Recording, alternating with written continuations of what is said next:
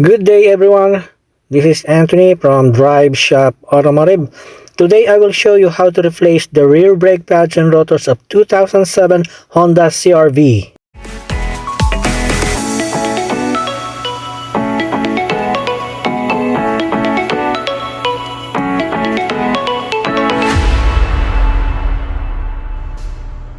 So this is a 2007 Honda CRV. The procedure how to replace the rear brake pads and rotors. So this is a very easy job. You have to remove these two screws holding the rotors using a screwdriver Phillips, and after that you need to remove the brake caliper. There's a two bolts size 12 millimeter, and you have to use 12 millimeter wrench. Just loosen up like this, and the other way, the same procedure. And after that you can use a screwdriver to pry out the caliper, same like this. And sometimes the brake pads on the piston side is sticking. You need to press the piston just to give way removing of the pads, and after that you need to remove the two bolts holding the caliper bracket using 17 millimeter socket, and you can see that on the top and the bottom. This one and the other one using a 17 millimeter socket. Just remove that bolt.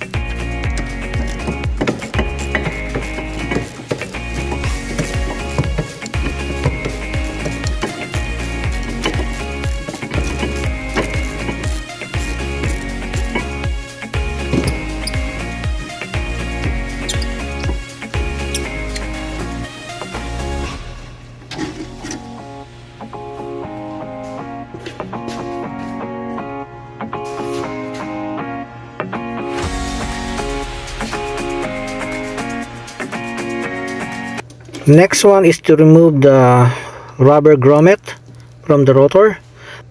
This hole is provided to adjust the parking brake or the emergency parking brake.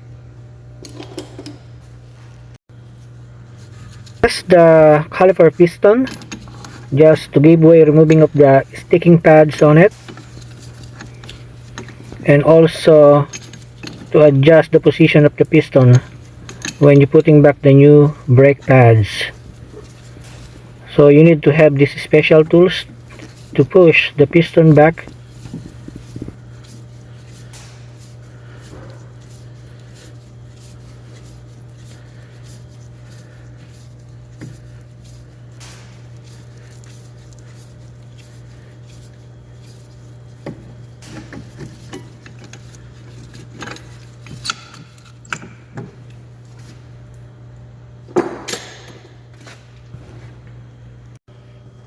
And now you can remove the rotor.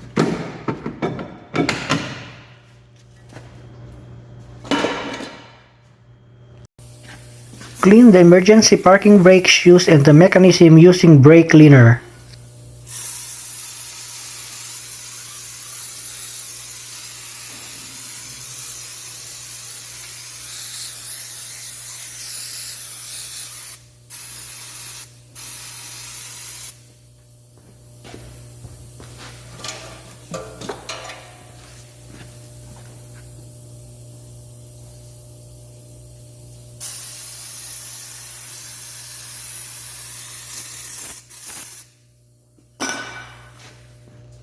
Derust the surface of the wheel hub using steel brush. This is to prevent for the brake rotor to stick or the wheels or the tires. Sometimes when there's a lot of rust, you can't remove the tire. If you have an emergency replacing the flat tires, you can't remove it.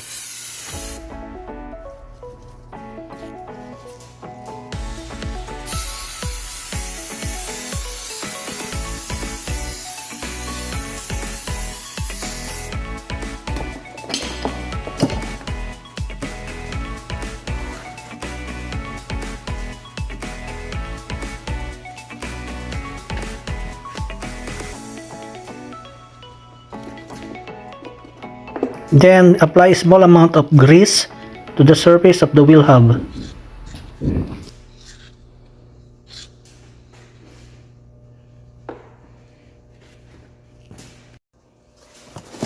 I use premium coated rotors due to the weather condition here in Canada.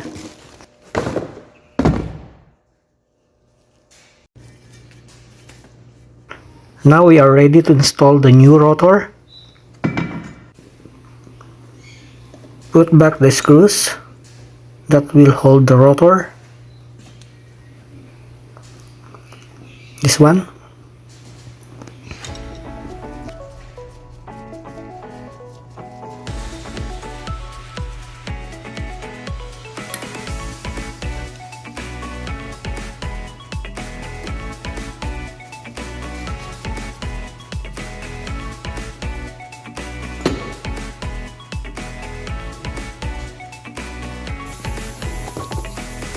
Don't forget to clean the caliper bracket using steel brush.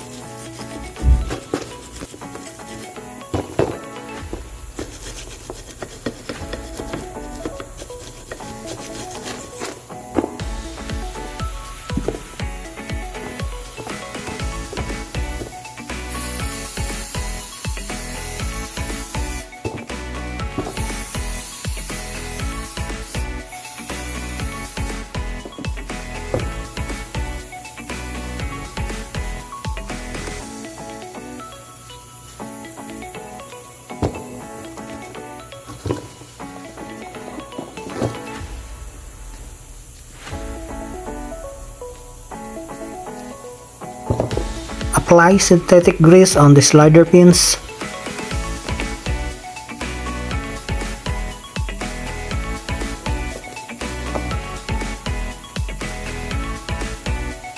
Use only synthetic grease.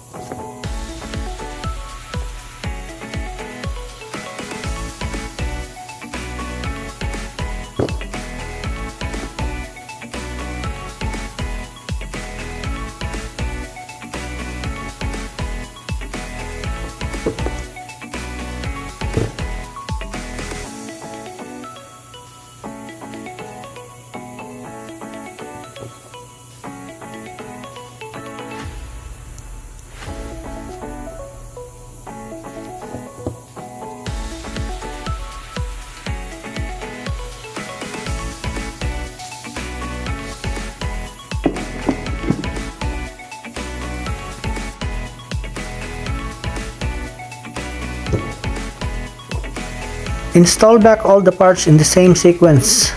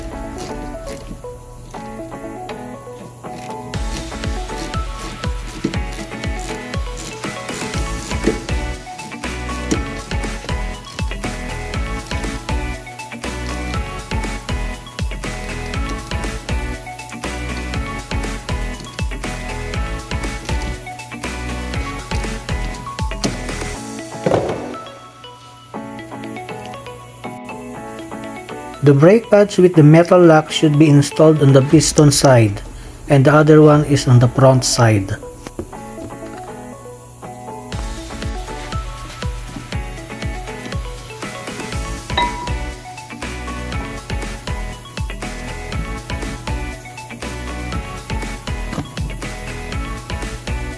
This brake pad with metal locks should be installed on the piston side of the caliper.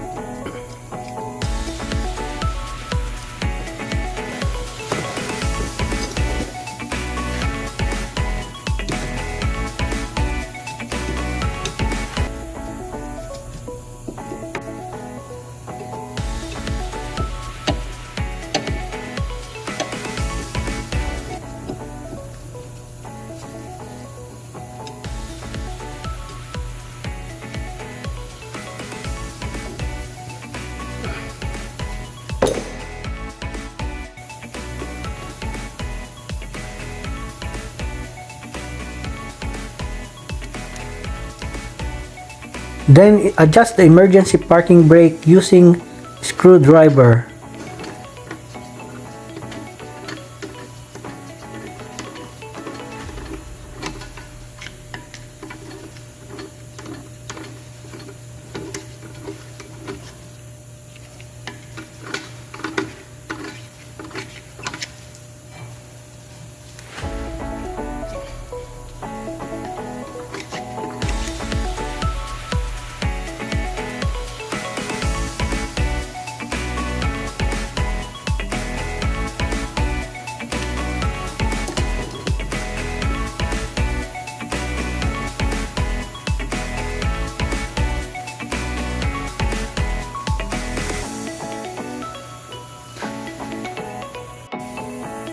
And this is the final product. You can now put back the tires. Thank you so much for watching. Please subscribe and like my videos.